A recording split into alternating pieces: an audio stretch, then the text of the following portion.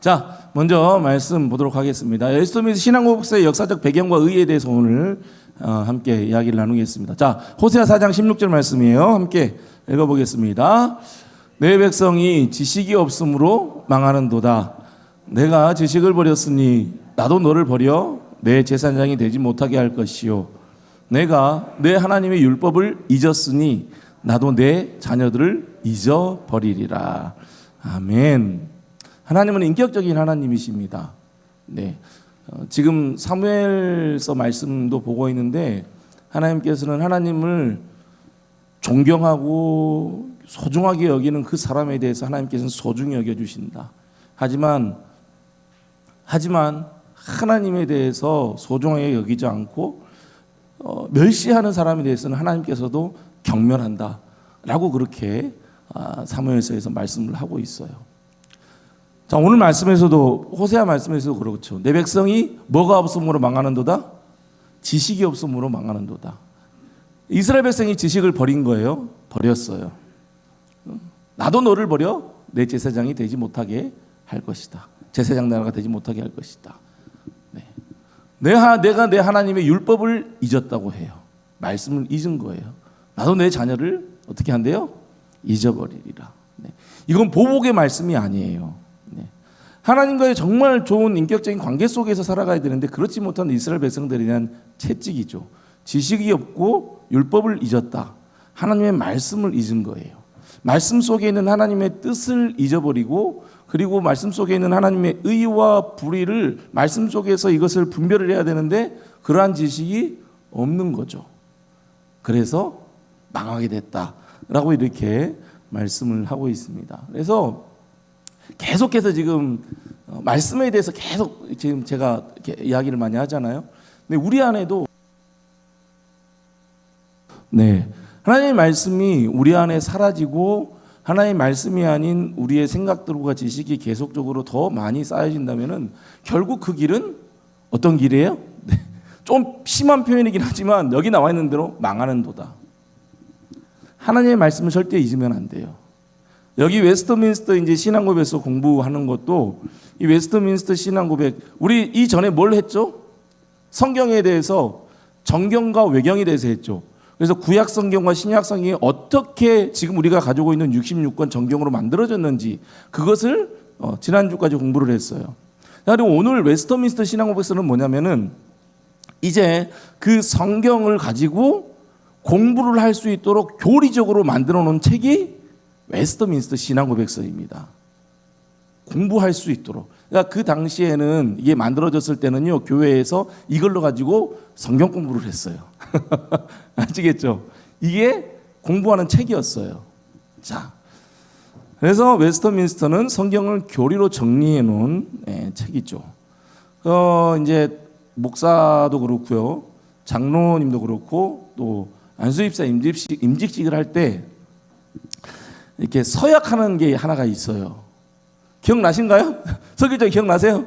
네. 서약하는 게 있어요. 이걸 서약해요. 본 장로의 교리 표준인 웨스트민스터 신앙고백, 대교리 문답과 소교리 문답, 구약과 신약 성경에서 교훈한 도리를 총괄한 것으로 알고 성실한 마음으로 믿고 따르겠습니까? 이걸 이제 서약을 하는 거예요. 저도 했고 우리 장로님 두 분도 하셨죠? 하셨어요. 서약을 했어요. 네라고 얘기를 했어요. 그런데 사실 거의 대부분의 교회들이 네라고 하지만 공부를 해요? 안 해요? 네, 안 하는 게 아니라 못하는 거겠죠. 못하는 거겠죠. 그러면서도 그냥 그래 웨스트민스터 신앙고백서가 우리 개혁주의에서 그리고 특히 우리 장로교회에서는 이것을 우리의 신앙 표준 문서로 갖고 있으니까 나는 이것에 대해 동의합니다 라고 이제 해서 네라고 이렇게 믿고 따르겠습니다 서약을 하는 거죠. 자, 근데 이제 우리는 이것을 이제 공부를 이제 할 거예요. 쭉 해나갈 거예요. 네, 이제 그렇기 때문에 이제 곧 또 이제 장로로 안수집사로 이렇게 또 임직을 하실 분은 아주 자신감 있게 뭐라고 할 수 있어요? 네라고 이제 얘기를 할 수 있고 또 여기 공부하시는 모든 분들도 예전에는 그냥 네 했지만 이제는 나는 이제 믿고 따르겠습니다. 확실히 네라고 말할 수 있게 되는 거죠. 자, 그러나 오늘 이제 웨스트민스터 신앙고백서가 역사적으로 어떻게 작성되고 완성되었는가 하는 그 부분에 대해서 이제 말씀을 나누겠습니다. 죄송한데 왕들 이름이 막 나오고 그래요. 영국하고 스코틀랜드의 역사를 조금 이야기하고 그래요. 조금 그래서 조금은 어려울 수 있는데 그래도 한번 쉽게 한번 최대한 제가 한번 해보겠습니다. 자, 자 서론이에요. 1643년부터 1649년까지 잉글랜드 런던의 웨스트민스터 사원에서 개최된 웨스트민스터 총회, 영국 웨스트민스터 사원에서 총회, 웨스트민스터 총회가 작성한 4개의 표준 문서가 있죠. 신앙고백, 대소요리 문답, 예배모범, 장로의 정치. 이것은 교회사 전반을 통해 교회가 작성한 가장 뛰어난 뭐래요? 신앙의 표준 문서입니다. 신앙의 표준 문서. 책이라는 거예요, 책. 네. 표준 문서입니다. 교리책이에요, 교리책. 가장 뛰어난 신앙의 표준 문서라고 할 수 있습니다.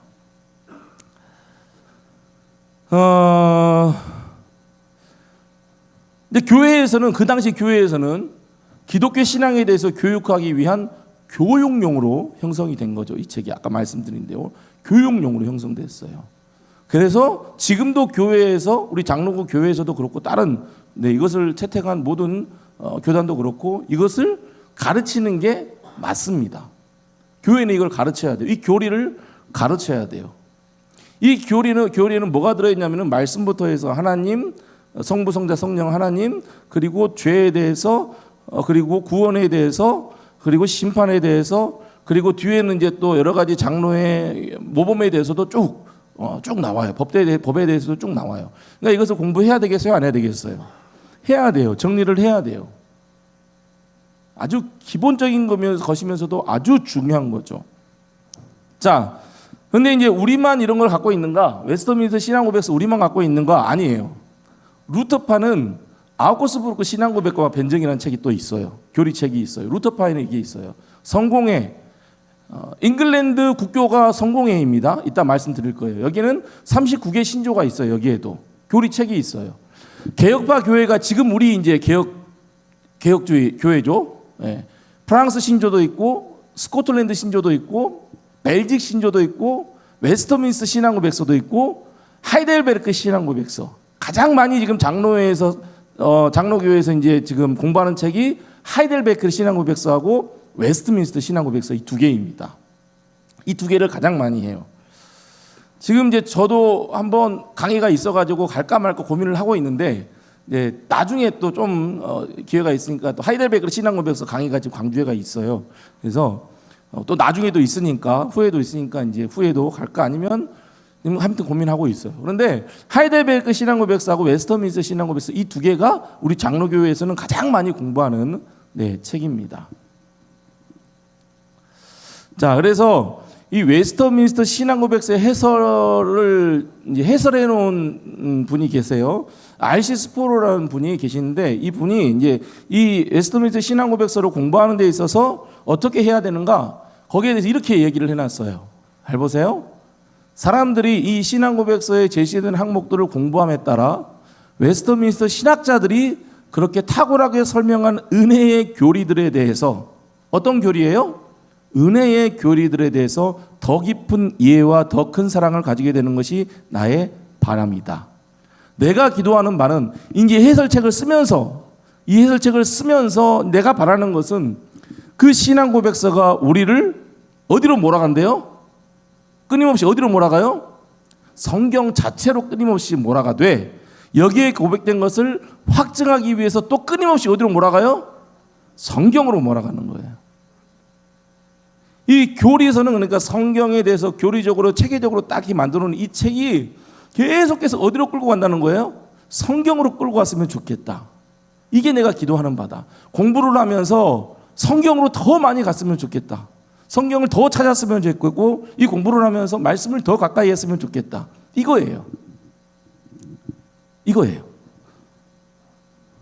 그래서 웨스트민스터 신앙고백의 가장 큰 특징 중 하나가 성경의 가르침에 충실하다라는 겁니다. 교리책이지만 어디에? 성경에. 네, 성경이에요. 성경에 가까이 갈 수 있는 그런 책이라는 거죠. 그래서 오히려 이런 교리 공부에 대한 웨스트민스터 신앙부에서 책을 공부를 하지만 어디로 더 가까이 갔으면 좋겠다고요? 성경으로 가까이 갔으면 좋겠다. 이게 바람입니다. 자, 이제 그럼 역사적 배경에 대해서 한번 이야기를 해보겠습니다. 지금까지 방금 중요한 것은 교육과 성경. 웨스트민스터는 왜 만들어졌다? 교육하기 위해서. 뭘 교육해요? 성경에 더 가까이 갈 수 있도록 가르치는 게 웨스트민스터 신앙법에서 그 두 가지를 생각하면 될 것 같습니다. 자, 역사적 배경입니다. 웨스트민스터 총회가 열리게 된 역사적 배경을 이해하기 위해서는 17세기 초 당시 각각 독립적인 왕국이었던 잉글랜드와 스코틀랜드의 교회 왕실 통합에 대한 이해가 필요하다. 잉글랜드와 스코틀랜드. 네. 잉글랜드와 스코틀랜드. 이것은 이제 쭉 역사적인 이야기니까 한번 들어보세요. 자, 먼저 16세기 종교개혁이 16세기에 이제 됐죠. 그래서 종교개혁이 16세기에 종교개혁부터 이제 시작하면 좋을 것 같은데요. 통상 1517년 16세기니까 1517년 마틴 루터가 95개조 반박문을 발표한 것으로 시작해서 이제 종교개혁이 유럽 전체적으로 종교개혁이 일어났죠. 잉글랜드도 유럽이고 스코틀랜드도 유럽이고 마틴 루터는 독일 사람이에요. 독일에서도 종교개혁이 유럽 전체적으로 종교개혁이 많이 일어나게 됩니다. 그 BC, AD 왜 어떻게 해서 나눠진지 아세요? 네, 누구를 중심으로 나눠졌죠? 예수 그리스도를 중심으로. 예수님 태어나기 전에는 AD 아노 도미니 해가지고 맞나? 네, 맞죠? BC는 Before Christ. 네, 그래서 예수님 태어나시기 전에. 그리고 AD는 아노 도미니 해가지고 예수님 태어나신 이후가 이렇게 나눠져. 예수 그리스도 중심으로 나눠져요. 근데 유럽에서는 통상적으로 중세와 근대를 이 종교 개혁으로 나누어 여러 예들이 있지만 이것을 기준으로 해서 구분을 합니다. 그래서 종교 개혁의 결과로 카톨릭에서 분리되어서 나온 교회들을 통틀어서 뭐라 그러죠? 보통 우리가 카톨릭, 그리고 우리를 뭐라 그러죠? 개신교라고 합니다. 프로테스탄트 들어보셨어요? 네, 개신교, 개혁주의 교회, 개신교 그렇게 얘기를 합니다. 구분이 되죠? 로마 교회, 카톨릭, 그리고 우리는 뭐예요? 개신교, 개혁교회. 개혁교회라는 것은 계속해서 우리의 신앙이 개혁돼야 된다. 이게 이제 개혁주의예요. 자, 그래서 그 종교개혁이 1517년이 있었는데 그 이후에 126년이 지난 1643년에 웨스트민스터 총회가 열리게 됩니다. 그 역사를 한번 볼 거예요. 짧게 한번 볼 겁니다. 엄청 오랜 시간이 지난 후에 이게 정해졌죠. 종교개혁을 시작하고 126년이라는 시간이 세월이 흐른 뒤에 웨스트민스터 총회가 열려서 웨스트민스터 신앙고백서가 그때 만들어지는 거예요. 그러니까 그 시간 동안 계속해서 유럽은 종교개혁이 계속해서 이루어진 거예요. 계속해서. 자, 먼저 두 번째, 17세기 종교개혁 운동 가운데 특색 있는 것은 로마 교회로부터 독립한 잉글랜드 국교회의 성립이다. 잉글랜드 국교회의 성립. 여기가 이제 성공회. 들어보셨죠? 우리나라에도 있어요, 성공회.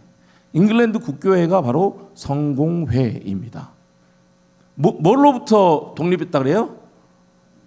로마 교회가 뭐예요? 가톨릭이에요. 로마 교회가 가톨릭이에요. 그 가톨릭으로부터 독립한 잉글랜드 국교회. 자, 한번 봐봅시다. 자, 먼저 영국은 그냥 잉글랜드, 영국 하나만 있는 게 아니에요. 보통 이제 연합 왕국이라 그러죠. 유나이티드 킹덤이라 그래요. 연합 왕국이라 그래요. 자, 그래서 잉글랜드, 우리가 보통 얘기하는 잉글랜드, 그리고 스코틀랜드, 그다음에 웨일스, 북아일랜드, 이 네 개의 이 네 개의 이걸 뭐라 해야 될까요? 네 개로 구성된 구성국이 연합해서 형성된 단일 국가가 영국입니다. 아시겠죠? 네. 여기에 뭐가 있어요? 아까 얘기했던 잉글랜드와 스코틀랜드가 있어요. 이 웨스트민스터 만들어지는 것에 주된 이제 나라가 잉글랜드와 스코틀랜드입니다. 자, 이제 잉글랜드도 이제 마틴 루터의 종교개혁 후에 이제 계속해서 잉글랜드 안에도 종교개혁이 계속해서 일어났죠. 자, 그래서 그 역사를 보면은 잉글랜드와 스코틀랜드 역사를 보면 먼저 1509년 헨리 8세가 즉위를 하게 됩니다.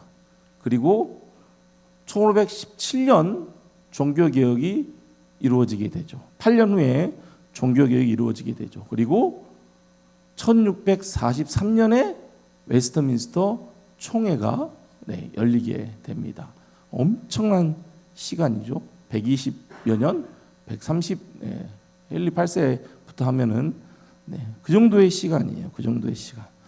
자, 근데 130년의 역사이죠. 자, 헨리 8세는 루터의 종교개혁과 이 세례만찬 인정하는 세례전에 대해서 칠성사라 그래가지고 가톨릭에서는 칠성사라 그래요. 성례, 성사 뭐 이런 것들이 쭉 있어요. 이것을 옹호한다라고 해가지고 헨리 8세에 대해서 로마 교황 레오 10세가 신앙의 옹호자다, 가톨릭의 옹호자다라고 이렇게 인정을 받게 돼요. 그러한 이제 아주 가톨릭의 옹호자라고 이렇게 인정을 받았는데 이 헨리 8세가 이 가톨릭으로부터 뛰쳐나간 계기가 있어요. 왜 그러냐면은 이 여자 때문이에요. 여자 때문에. 역사는 여자 때문에 이루어진다. 여자 때문이에요. 아라곤의 캐설린이라는 이 여인 때문이에요. 아라곤의 캐설린이란 이 여자. 이 헨리 8세라고 했죠. 근데 이전에 헨리 7세 맏아들 아소와 이 캐설린이 정락 결혼을 합니다. 네. 헨리 8세 맏아들 아도와 아라곤의 캐서린과 정략적인 결혼을 해요. 그런데 결혼을 했는데 사람들은 정략 결혼이기 때문에 잘 못 살 것이다 하는데 아주 행복하게 정말 둘이 잘 살아요. 그런데 둘 다 뭐에 걸리냐면은 결핵에 걸려버려요. 결핵에 걸려서 누구만 죽냐면은 아도만 죽어요. 아도만 죽어요. 헨리 7세의 맏아들 아도만 죽고 캐서린은 살아남죠.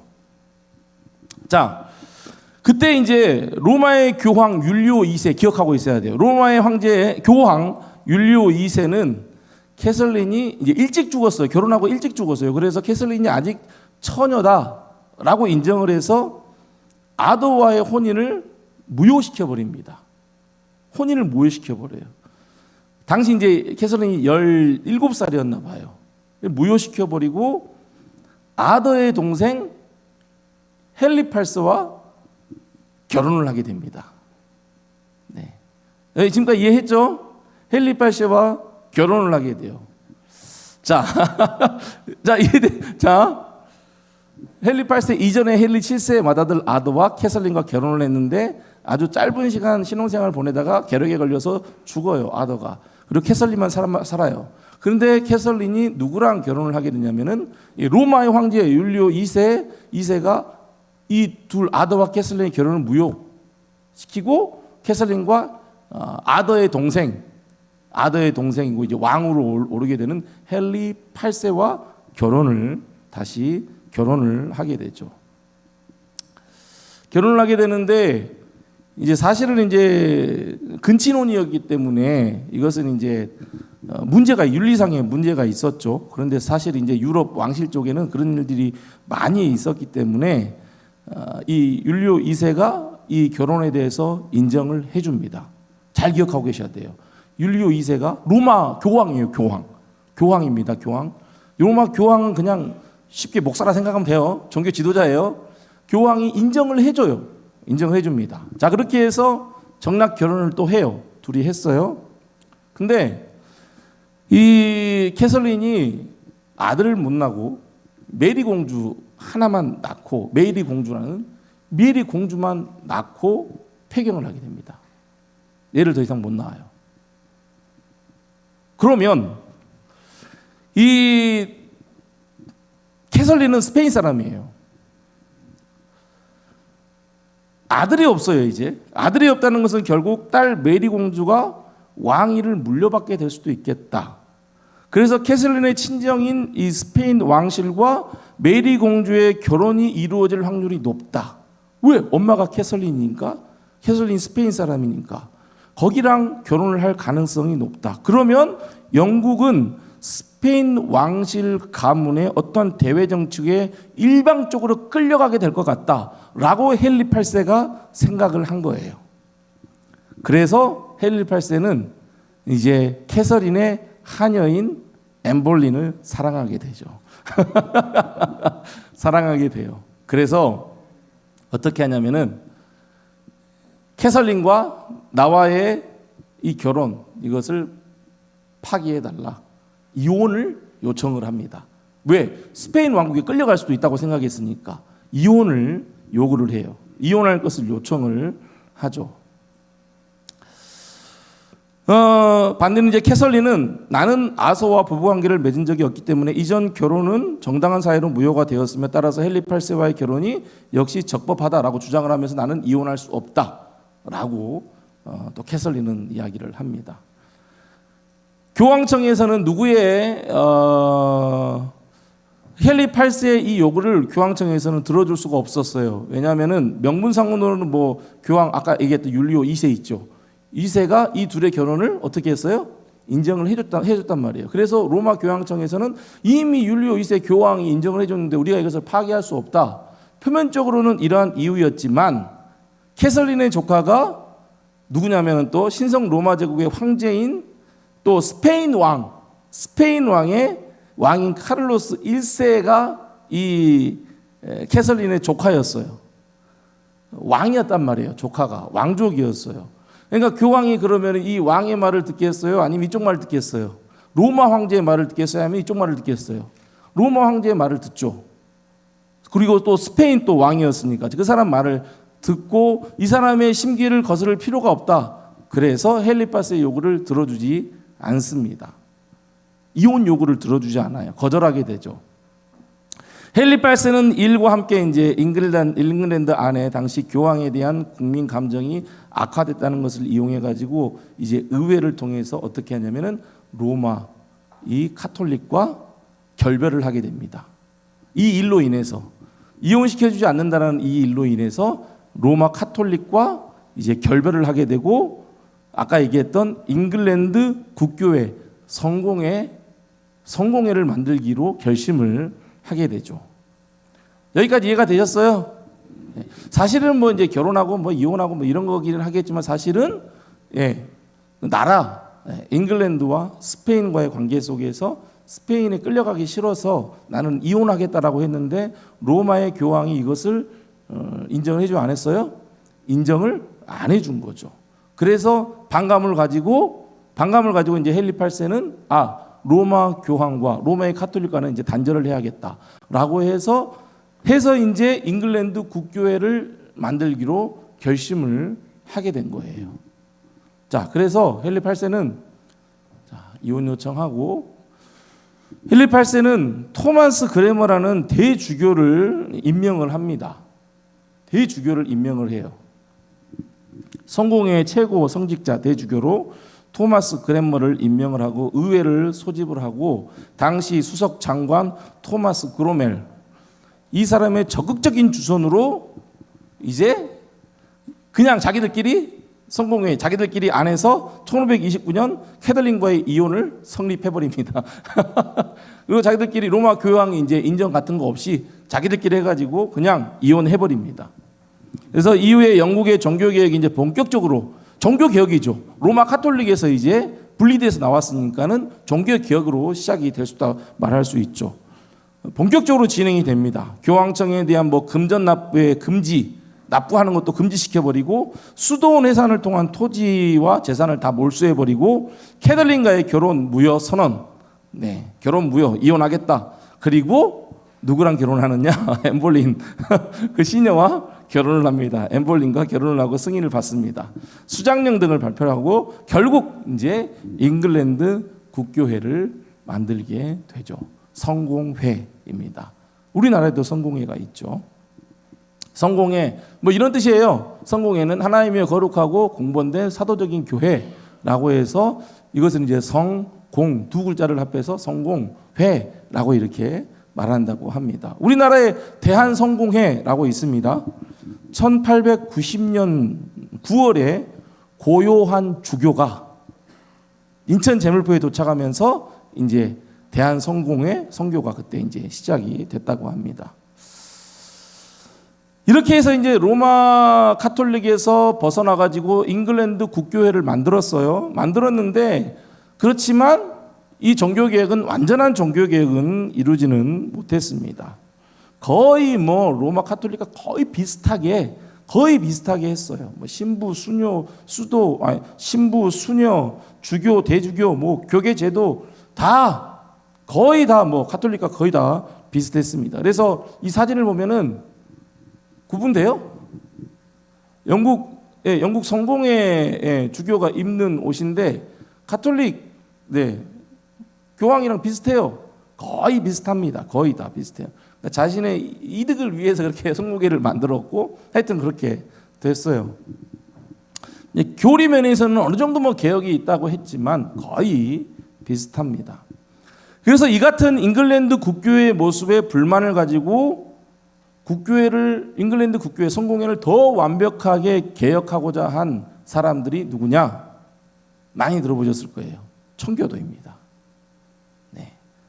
바른 신앙을 가지자 해서 운동을 일으킨 사람들이 청교도. 청교도가 어디로 넘어가요? 미국으로 넘어가죠. 그래서 미국에서 이제 기독교가 그렇게 시작이 되는 거죠. 이 청교도는 계속해서 장로교 조직이나 칼빈주의 교리를 방향으로 계속해서 개혁해 나가고자 계속했어요. 그리고 이제 이후에 청교도 운동이 웨스트민스터 총회가 열리는데 큰 기여를 하게 되죠. 그래서 잉글랜드는 그렇게 해서 종교개혁이 일어나고 자치 국교회를 만들게 됩니다. 불완전한 개혁에 불만을 가지고 완전한 개혁을 하고자 한 사람들이 누구라고요? 청교도. 네, 청교도입니다. 자, 그림을 그리세요. 로마 카톨릭이 있어요. 헨리 8세가 불만을 품어요. 이혼 안 시켜준다고. 그래서 뭘 만들어요? 성공회를 만들어요. 근데 이 성공회가 거의 로마 카톨릭이랑 비슷해요. 불만을 품고 더 개혁해야 된다. 칼빈주의, 장로교 정치 해야 된다라고 해서 더 개혁한 사람들이 누구라고요? 청교도입니다. 청교도. 자, 그러면 이제 스코틀랜드를 가봅시다. 청교도. 스코틀랜드 국교회. 두 가지 봐야 된다 그랬죠. 잉글랜드하고 스코틀랜드하고.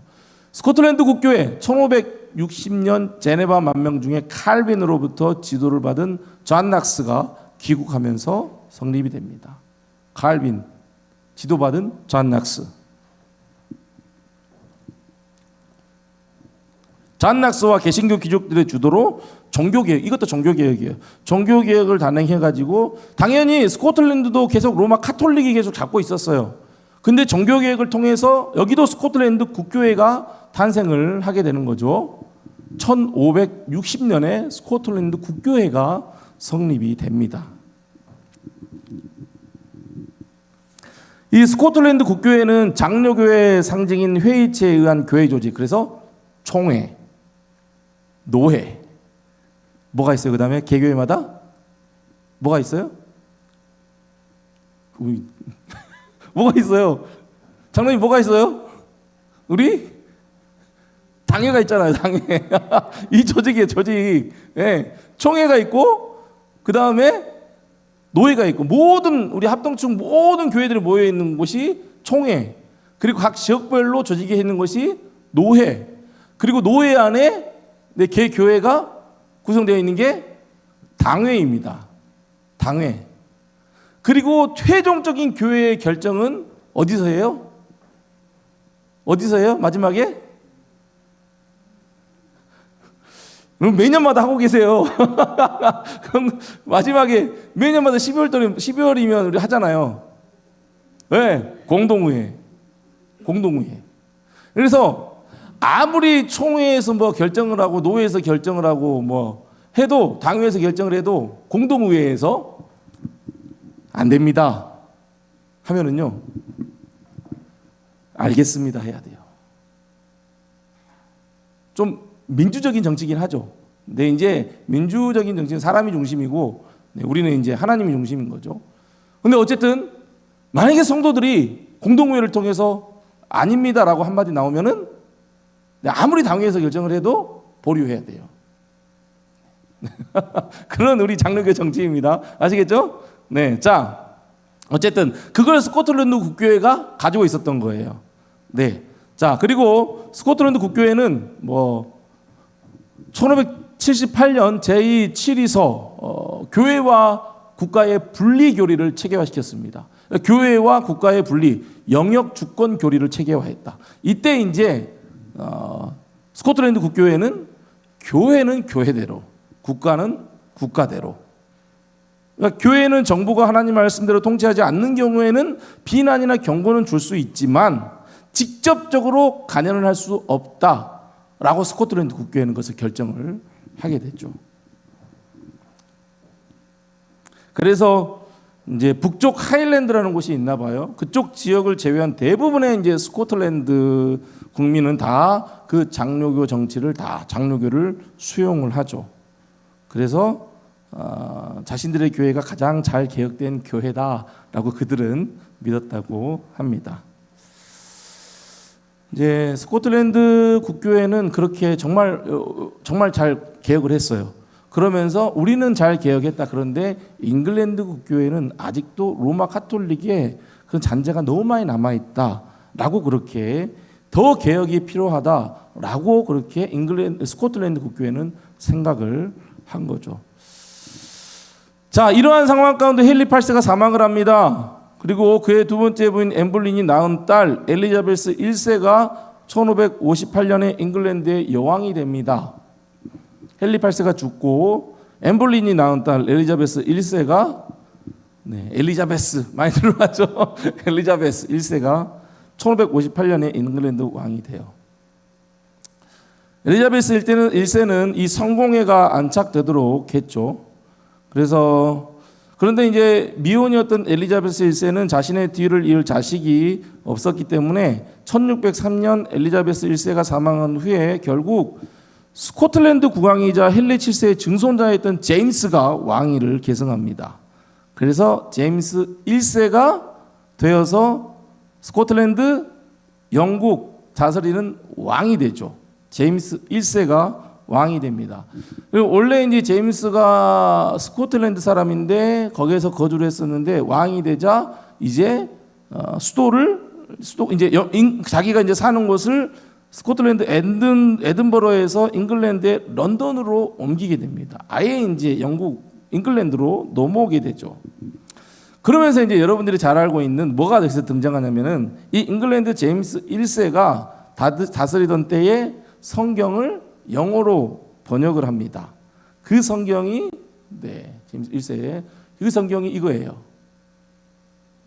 요 며칠 전에 한참 많이 들었죠. 뉴스에서. 킹 제임스 버전. 제임스 1세. 킹 제임스 버전을 이때 이제 성경을 번역을 하게 됩니다. 제임스 1세의 이름을 따가지고 킹 제임스 버전 이렇게 이야기를 하죠.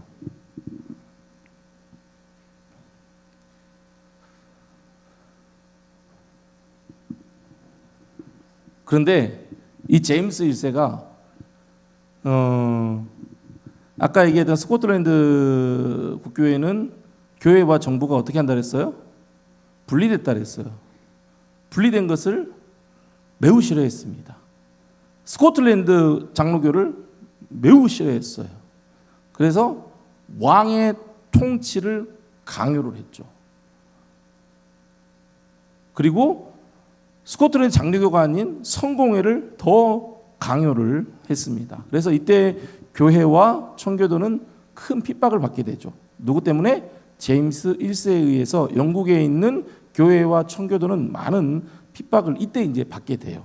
이때 핍박을 받고 이 청교도인들이 신앙의 자유를 찾아서 1620년 포도주 운반배인 메이플라워를 타고 어디로 가요? 미국으로 건너가게 됩니다. 아이러니하죠. 킹 제임스 버전을 성경을 번역했던 이 왕이 성공회를 쫓아서 가고 그러면서 청교도를 박해해요. 그래서 청교도를 박해하고 그 청교도인들은 신앙의 자유를 찾아서 미국으로 건너가게 되죠. 미국에는 이제 이 킹 제임스 버전 성경도 쓰기도 하는데 거의 대부분 뭘 써요? NIV 성경을 많이 씁니다. 거의 표준 우리 개혁 한글 개혁 개정판 이렇게 쓰듯이 거의 NIV 성경을 많이 써요. 근데 고전 해석하는 영어 성경 책이 또 뭐가 있냐면 NASB나 뭐 NLT 이렇게 있어요. 뭐 이런 성경들이 있어요. 번역 성경들이. 하여튼 자 그렇게 해서 건너가게 됩니다. 조금만 더 할게요. 조금만 더 하겠습니다. 괜찮으세요? 네. 자 마지막 이제 1643년 소집된 웨스트민스터 총회. 그러한 제임스의 뒤를 이어서 누가 왕이 되냐면은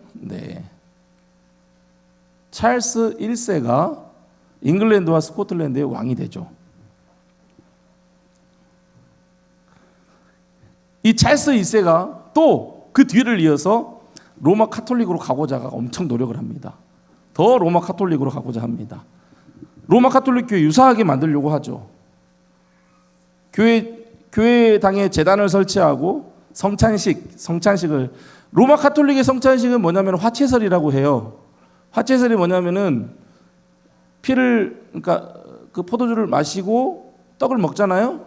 그러면 그게 진짜 몸에 들어가서 예수님의 살과 피가 된다라고 그렇게 생각을 해요.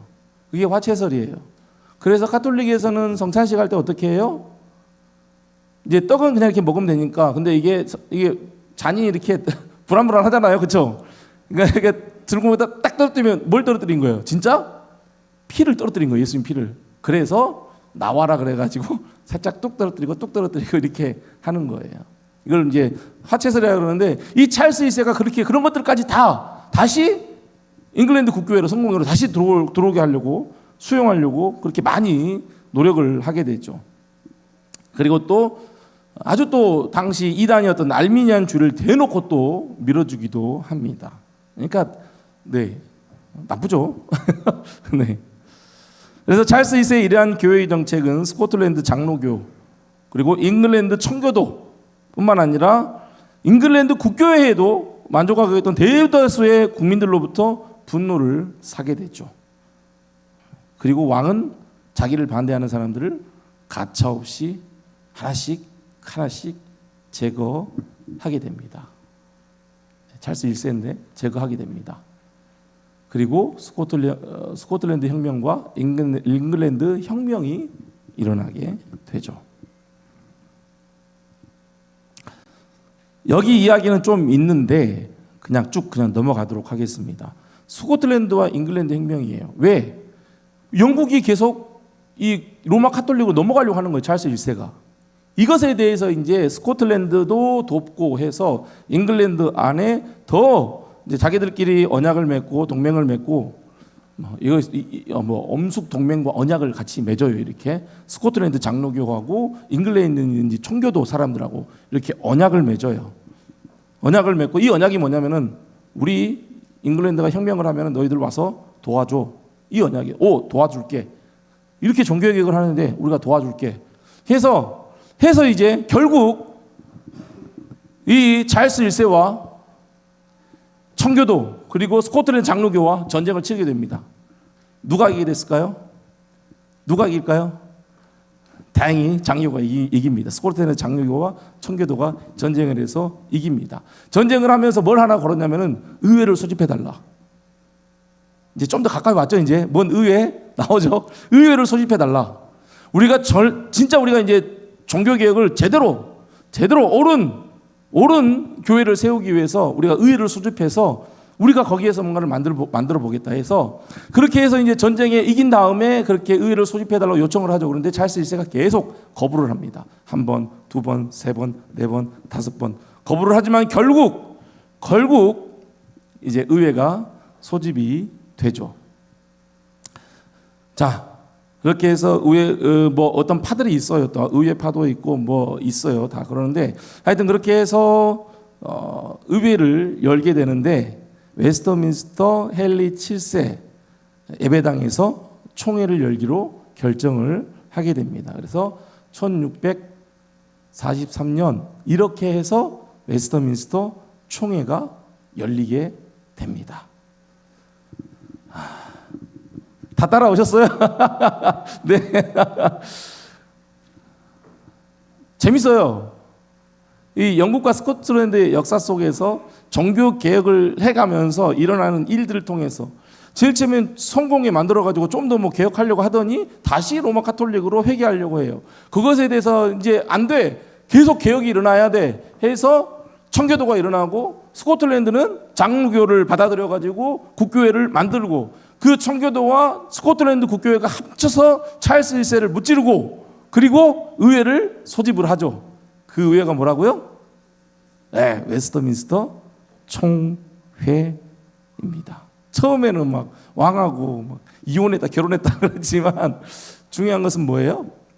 중간에 종교개혁, 개혁이에요. 바른 신앙, 말씀에 따른 바른 신앙을 위해서 계속해서 개혁한 것이죠.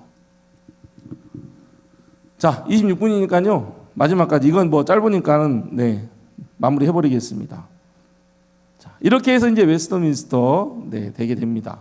총회 열리게 되고, 자, 채택 과정 쭉 읽어가겠습니다. 웨스트민스터 총회는 1643년 감독제도를 폐지하고 교회와 교회 정치 및 문제를 해결하기 위해 7월 1일 상원 의원 10명과 하원 의원 20명 그리고 121명의 성직자 총 151명의 총대. 지금도 총회에 이제 목사님들은 장로님들 올라가는 장로님들을 뭐라 그러냐면은 총대라고 얘기해요.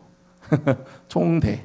네. 그렇게 해서 151명의 총대가 참석하고 스코틀랜드 장로교, 스코틀랜드 교회에 5명의 목사와 3명의 장로도 총대로 파송을 합니다. 스코틀랜드 교회에서도 파송을 하죠.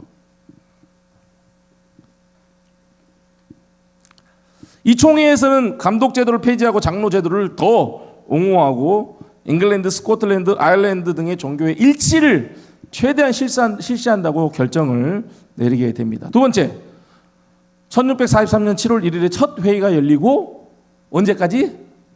1649년 2월 22일에 마지막 회의가 열립니다. 그런데 총 몇 번을 모이게 되냐면요. 1160번의 회의가 진행이 됩니다. 엄청나죠? 5년 7개월이에요. 그러면요. 며칠이냐면은 2035일입니다. 2035일인데 몇 번 모였어요? 1160번을 모였어요. 그럼 몇 번? 이틀에 한 번꼴로 모인 거예요. 이틀에 한 번꼴로 모여가지고 그 사람들이 다 모여서 회의하고 갔다가 쉬었다가 하루 쉬었다가 또 와서 회의하고 하루 쉬었다가 또 와서 회의하고 이렇게 회의가 이루어진 거예요. 엄청나죠? 엄청납니다 정말. 그렇게 해서 만들어지죠. 예배모범, 장로교회 정치규범, 웨스트민스터 신앙고백서, 대소요리 문답 이것을 장로교 표준 문서로 준비해서 국회에 제출을 합니다. 영국 국회에 제출을 합니다.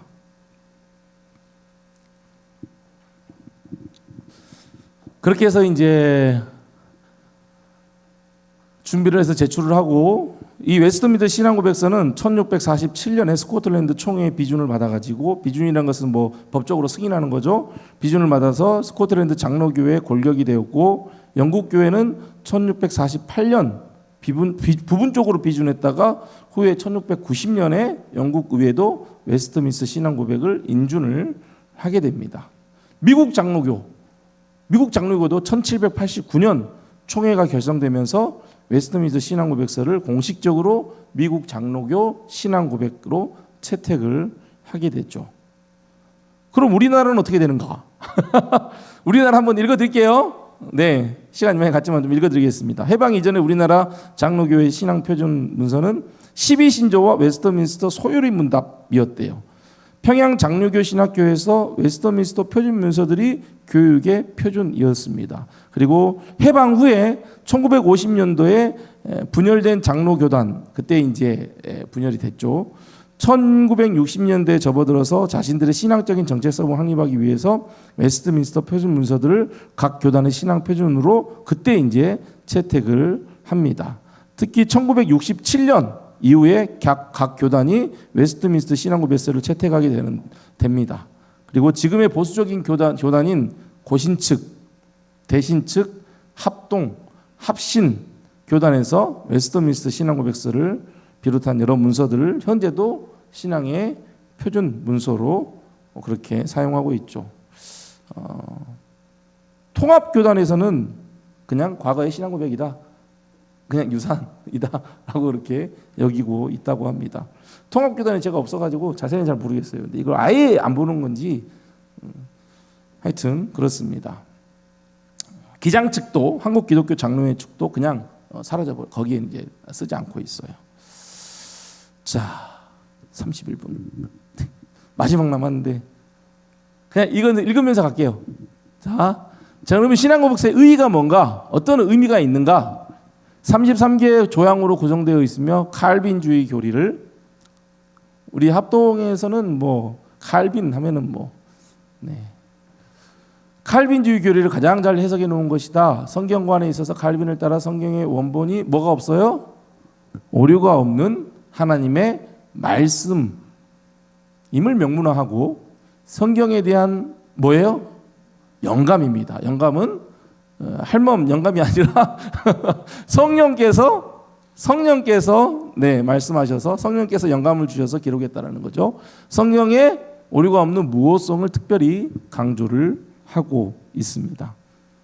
그리고 또 한 가지 뭐가 있냐면은 예정에 있어서, 우리 예정 많이 들어봤죠. 예정, 하나님께서 우리를 선택하셨다, 예정하셨다, 예정 많이 들어봤잖아요. 근데 이 도르트 신조에서는 타락 후 예정을 따르지만 신조의 타락 후 예정을 따르지 않고 이제 타락 전 예정론을 우리 웨스트민스터에서는 수용을 하면, 이게 뭐냐면은 아담이 타락하잖아요.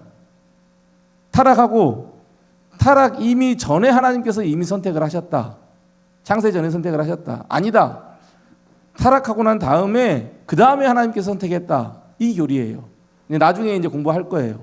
이 부분도 저 참 애매하게 하여튼 이렇게 공부하는데 되게 힘들었어요. 저는 이 부분이 정말 힘들었어요. 근데 하여튼 우리는 이미 타락 전에 하나님께서, 성경에 에베소의 말씀은 그러잖아요. 창세 전에 우리를 예정했다 그러잖아요. 선택했다 그러잖아요. 근데 우리는 타락 전 예정론이다. 이것을 이제 수용을 하고 있다. 세 번째, 또 하나의 특징은 이중 예정론이다. 8개항에 걸쳐서 자세하게 설명을 하고 있다. 이게 의의가 있습니다. 이중 예정론 하면은 또 반대가 뭐가 있냐면은 단일 예정론이 있습니다. 단일 예정론. 이건 나중에 이제 좀 자세하게 여러분들과 함께 공부를 하겠습니다. 혹시 들어보셨어요? 이중 예정론, 타락 전 선택 이런 거, 타락 후 선택 들어보셨어요? 근데 웨스트민스터 우리 신앙 고백서 이 교육서에가 다 들어 있어요. 그러니까 우리가 얼마나 하나님의 은혜로 우리가 선택을 받았는지, 하나님의 자녀가 되었는지 이 말씀을 공부하면은 정말 은혜가 됩니다. 네. 자, 그리고 마지막 4. 루터와는 달리 율법과 복음을 이원론적인 관점에서 보지 않고 다 같이 어디 속에? 은혜의 계약 속에 포함시키고 있습니다. 율법과 복음을 구분해서 보지 않고 다 은혜 안에 포함시킨 거죠. 율법은 죄를 깨닫게 하고, 죄를 깨닫음으로 회개하게 하고, 회개해서 예수 그리스도를 믿게 하고, 그 은혜의 계약 속에 다 있는 거죠. 칼빈의 사상을 그대로 반영한 것이라는 평가를 받고 있습니다. 자, 이런 은혜 언약, 행위 언약 이런 것들을 한번 나중에 또 계속해서 공부를 하겠습니다. 행위 언약은 뭐냐면은 하나님께서 아담과 맺은 언약이죠. 너가 이것을 따먹지 않으면 영원히 살 것이다. 하지만 너는 이걸 먹으면 죽을 것이다. 행위죠. 행위 언약입니다. 은혜 언약은 예수 그리스도의 십자가의 보혈의 은혜. 그러니까 그 모든 것들이 다 어디 안에 있다고요? 은혜의 계약 속에 있다. 은혜 언약 안에 있다. 이 성경이 다 은혜의 책이죠. 옛 언약, 새 언약. 네. 자, 여기까지입니다. 어때요? 조금 이제 이 역사적 배경을 얘기하다 보니까 살짝 뭐 좀 헷갈리고 막 어렵고 그럴 수 있는데, 그래도 정리를 하면은 뭐라 그랬어요? 로마 카톨릭에서 벗어나기 위한 뭐에 시작됐어요? 뭘로부터? 종교 개혁. 종교 개혁. 우리 개신교는 계속해서 어떻게 해야 돼요? 개혁돼야 됩니다. 이게 중요해요. 막 다 막 잊어먹어도 이것만 잊지 마세요. 우리는 개혁돼야 된다. 이게 뭐예요? 성화입니다. 성화. 계속 우리는 자라나야 돼요. 자라나야 돼요. 계속 말씀 안에서 성령을 통해서 계속 자라나야 돼요. 더 좋은 하나님의 사람으로 자라나야 됩니다. 이게 우리 개혁주의인 것입니다. 아시겠죠? 네, 그거 잊지 마시고, 그것을 토대로 해서 웨스트민스터가 의회가 열리게 되었고, 거기에서 이제 신앙 고백서가 만들어졌고, 그것을 교회마다 가르쳤다. 교회마다 교육을 했다. 가르쳤다. 네, 건강하게 개혁하기 위해서. 네, 여기까지입니다.